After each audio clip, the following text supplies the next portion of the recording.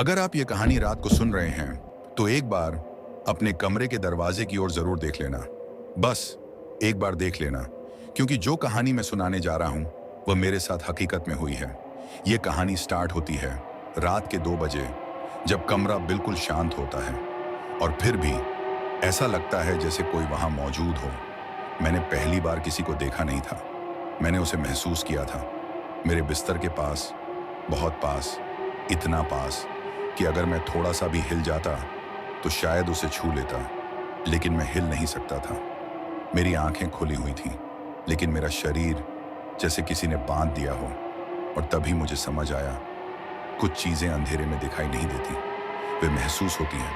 उस रात के बाद मैं कभी पहले जैसा नहीं रहा, न मेरा शरीर न मेरी नींद। मेरा नाम आकाश है, मैं पंजाब के एक छोटे से गांव से हूं और ये मेरी कहानी है।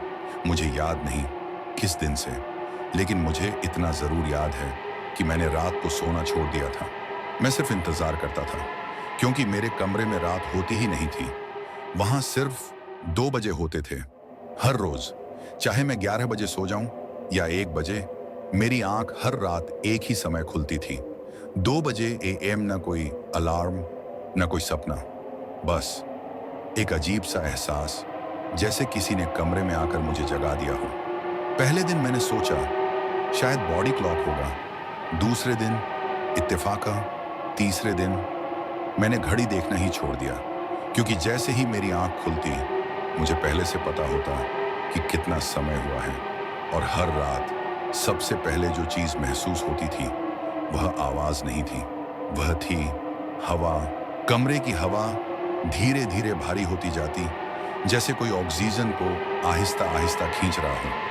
AC बंद होता, हीटर भी बंद होता, फिर भी कमरे में ठंड बढ़ने लगती। मेरे पैर सबसे पहले सुन्न पड़ते, फिर घुटने, फिर हाथ, और धीरे धीरे मेरा पूरा शरीर, जैसे किसी ने मुझे बर्फ के पानी में डाल दिया हो। उसके बाद जो होता था वह बेहद भयानक होता था।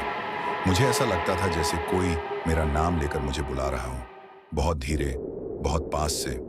पहले दिन जब मेरी आंख खुली तो 2 बजे था और कमरे में सिर्फ एक हल्की सी आवाज ए अरजाई थी, खर्रह खर्रह, जैसे किसी ने मोजे पहने हों और फर्श पर उन्हें घसीट रहा हो। दूसरे दिन वह आवाज थोड़ी लंबी हो गई, 3-4 कदम, फिर अचानक रुक जाती। अगले दिन वह आवाज कमरे के बाहर नहीं, कमरे के अंदर होने लगी, और उसके साथ ऐसा लगने लगा जैसे कोई मुझे मेरे नाम से बुला रहा हो। मेरे बिस्तर के पास मुझे ऐसा महसूस होने लगा जैसे कोई हर रोज मेरे पास आने की कोशिश कर रहा हो। लेकिन हर बार जब मैं पूरी तरह आंख खोलता, कमरा खाली होता, बिल्कुल सामान्य। बिस्तर, टेबल, बैग, दरवाजा, सब कुछ वैसा ही, लेकिन हवा वो सामान्य नहीं होती। हवा भारी होती और सांस लेना एक मुश्किल काम बन जाता। मुझे लगता जैसे कोई और भी मेरे साथ सांस ले रहा हो, लेकिन मेरी सांसों के अंदर, उस रात जब पहली बार मुझे स्लीप पैरालिसिस हुआ, मैं जाग रहा था पूरी तरह। मुझे अपने पैरों का बोझ महसूस हो रहा था, लेकिन मैं उन्हें हिला नहीं पा रहा था। मेरी आंखें खुली थीं, पंखा घूम रहा था, घड़ी की टिक टिक साफ सुनाई दे रही थी, लेकिन मैं अपनी उंगली तक नहीं हिला पा रहा था। मैंने बोलना चाहा, लेकिन आवाज गले में ही दम तोड़ गई। और तभी कमरे के कोने में, जहां रोशनी कम पड़ती थी, अंधेरा कुछ अलग सा दिखने लगा, जैसे कोई छाया अंधेरे से अलग हो रही हो। पहले सिर्फ एक गहरी काली परछाई, फिर उस परछाई का आकार बदलने लगा, ऊपर से पतला, नीचे से लंबा, और धीरे धीरे वह हिली, बहुत धीरे, जैसे पानी में परछाई हिलती है। 1 इंच, फिर रुकती, फिर 1 इंच। मेरी आंखें फटी की फटी रह गई थीं, लेकिन मैं पलक तक नहीं झपका पा रहा था। मुझे सिर्फ एक ही चीज महसूस हो रही थी, सांस, मेरे कान के पास, बहुत पास। लेकिन वह सांस न गर्म थी न ठंडी, वह खाली थी, जैसे हवा किसी खोखली नली से गुजर रही हो। और जब वह परछाई मेरे बिस्तर के पास पहुंची तो कमरे की हवा और भारी हो गई, इतनी भारी कि मेरे सीने पर बोझ पड़ने लगा। मुझे लगा जैसे कोई धीरे धीरे मेरे सीने पर बैठ रहा हो। मैंने भगवान का नाम लेना चाहा, लेकिन मुंह खुला ही नहीं। तब मैं मन ही मन भगवान शिव को याद करने लगा और उसका असर तुरंत दिखने लगा। मुझे सांस आने लगी। जैसे ही मैंने पूरी श्रद्धा से भोलेनाथ को पुकारा, कमरे की हवा एक पल के लिए हिली और जो परछाई मेरे बिल्कुल पास थी उसका आकार टूट सा गया, जैसे धुआं टूटता है, जैसे किसी ने सिगरेट को हाथ से हिला दिया हो। वह पीछे हटी बहुत धीरे और कमरे के कोने में वापस घुलने लगी। मेरा शरीर एक झटके में आजाद हो गया और मैं सीधा बैठ गया। पूरा शरीर पसीने में भीगा हुआ था, लेकिन कमरा अब भी ठंडा था। उस रात मैं सुबह तक बैठा रहा, क्योंकि मुझे एक बात समझ आ चुकी थी। जो चीज हर रोज मेरे पास आती है वह दिखाई कम देती है, लेकिन महसूस ज्यादा होती है। और जो चीज महसूस होती है उससे पीछा छुड़ाना आसान नहीं होता। जो मेरे साथ हर रोज हो रहा था, अब मैंने हिम्मत की और सोचा कि इस बार मैं उससे जरूर पूछूंगा कि वह कौन है और मुझसे क्या चाहती है, क्योंकि हर रोज डर के साए में गुजरना भी आसान नहीं था। सबसे खौफनाक बात ये नहीं थी कि वह आती थी, सबसे खौफनाक बात यह थी कि हर रात वह थोड़ी और पास होती जा रही थी। मुझे याद है, वह शनिवार का दिन था। मेरी आंख पहले की तरह 2 बजे खुली।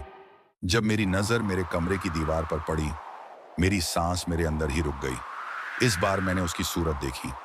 वह मेरे कमरे की दीवार से उल्टी लटक रही थी। उसके चेहरे पर भयानक मुस्कान थी। मुस्कुराते समय उसका मुंह इतना खुला हुआ था कि मैं बयान नहीं कर सकता। मुस्कुराते समय उसके होंठ उसकी भौहों तक पहुंच रहे थे और उसके मुंह से बहुत ही गंदा तरल पदार्थ बह रहा था, जो सीधे मेरे मुंह पर गिरा। और तब मैंने बहुत ही ऊंची आवाज में चीखा। मेरी आवाज सुनकर मेरे दोस्त दौड़ते दौड़ते मेरे कमरे में आए। वे सब पूछ रहे थे कि मैंने चीखा क्यों, लेकिन मैं इतना डर गया था कि मेरी आवाज निकल ही नहीं रही थी। धीरे धीरे मैं शांत हुआ। तब मैंने उन्हें सब कुछ सच सच बता दिया। मेरी बात सुनकर किसी ने भी मुझ पर यकीन नहीं किया और यही कहकर कोई बोला कि शायद तुमने बुरा सपना देखा होगा। मुझे पता था कि कोई भी मुझ पर यकीन नहीं करेगा, इसलिए मैं पहले किसी को कुछ नहीं बता रहा था। और जैसा मैंने सोचा था वैसा ही हुआ, लेकिन अब मेरे लिए ये सब सहना बहुत मुश्किल हो गया था। तब मैंने अपनी दादी को कॉल किया और उन्हें सब कुछ बता दिया, जो भी मेरे साथ हो रहा था वो सब। माताजी ने धीरे से कहा, बेटा, तुम्हें हिम्मत से काम लेना होगा, क्योंकि यह केवल तुम्हें अंदर से तोड़ना चाहती है, तुम्हारे शरीर को, तुम्हारी आत्मा को। तुम पूछ रहे हो ये सब तुम्हारे साथ क्यों हो रहा है? सुनो, जो मैं तुम्हें बताने जा रही हूं उसे सुनकर तुम्हारी आत्मा कांप उठेगी। माताजी ने कहा, तुम पर काला जादू किया गया है, एक बलि दी गई है। यह क्रिया एक स्मशान में की गई थी और तुम्हारे ऊपर एक पिशाचनी की छाया है। यह सब तुम्हारे कपड़ों के जरिए की गाय है। तुम्हारे लिए इसे समझना मुश्किल होगा, क्योंकि तुमने कभी किसी का बुरा नहीं किया और फिर भी यह सब तुम पर किया गया। यह जरूरी नहीं कि जो तुम्हारे साथ बुरा कर रहा है तुमने उसका कोई नुकसान किया हो। तुमने छोटी उम्र में ही बहुत तरक्की की है। बहुत लोग तुमसे खुश हैं, पर कुछ लोग अंदर ही अंदर तुम्हारे सफलता से जलते हैं और वही लोग तुम्हें रोकना चाहते हैं। इसी जलन और बुरी नजर की वजह से तुम्हारे ऊपर काला जादू करवाया गया और सभी काली क्रियाएं तुम्हारे कपड़ों और निजी चीजों के जरिए की गई। इसका असर अब तुम्हारे जीवन में दिखाई दे रहा है। बेटा, यह सब तुम्हारे घर के अंदर ही किसी ने किया है। कोई तुम्हारे करीब है जो तुम्हें नुकसान पहुंचाना चाहता है, लेकिन तुम उस पर कभी शक नहीं कर सकते। मेरा माथा ठनका, क्योंकि कनाडा आने के कुछ ही दिन बाद मेरे चाचा और चाची ने मुझसे बात करना बंद कर दिया था। मुझे नहीं पता क्यों। हमारे बीच कोई लड़ाई भी नहीं हुई थी, फिर भी यह सब किसी ने मेरे खिलाफ योजना बना रखी थी। माताजी की आवाज जैसे कमरे की हर दीवार से गूंज रही हो, बेटा, अब तुम्हें सतर्क रहना होगा। हर चीज जो तुम्हारे आसपास है, देखो, महसूस करो और कभी भी अकेले मत रहो, क्योंकि यह छाया तुमसे कभी दूर नहीं होगी। माताजी ने फिर कहा, अब तुम्हारे सामने 2 रास्ते हैं। पहला, भय के साए में जीवन बिताते रहना, और दूसरा, अपने साहस और श्रद्धा का सहारा लेकर इस अंधकार को सदा के लिए दूर कर देना। उन्होंने स्पष्ट शब्दों में बताया कि यह मार्ग बिल्कुल भी आसान नहीं होगा। वह पिशाचिनी अत्यंत शक्तिशाली है और इतनी सरलता से तुम्हारा पीछा छोड़ने वाली नहीं। इसके लिए एक महायज्ञ करना आवश्यक होगा, और तब तक के लिए उन्होंने मुझे एक मंत्र दिया। उनका कहना था कि इस मंत्र का जाप सुबह और रात्रि पूरी श्रद्धा के साथ करना होगा। अपने वस्त्रों को धोकर धूप में सुखाना होगा ताकि उस काली क्रिया का प्रभाव समाप्त हो सके। उस रात मैंने पूरे विश्वास के साथ मंत्र का जाप किया और धीरे धीरे कमरे की हवा हल्की महसूस होने लगी, मानो कोई अदृश्य भार मुझसे हट रहा हो। बहुत लंबे समय के बाद मुझे नींद आई और उस रात मैं निश्चिंत होकर सो पाया। कुछ समय बाद मेरे घर में महायज्ञ संपन्न हुआ। यज्ञ के दौरान अनेक कठिनाइयां आईं, पर माताजी ने सब कुछ संभाल लिया। उस दिन के बाद मैंने कभी भी उस भयानक साय को फिर महसूस नहीं किया। मेरी नींद लौट आई और जीवन धीरे धीरे सामान्य हो गया। तब मैंने यह सीख लिया कि श्रद्धा और साहस के साथ हर भयावह परिस्थिति का सामना किया जा सकता है। और इस प्रकार मेरी कहानी यहीं समाप्त होती है।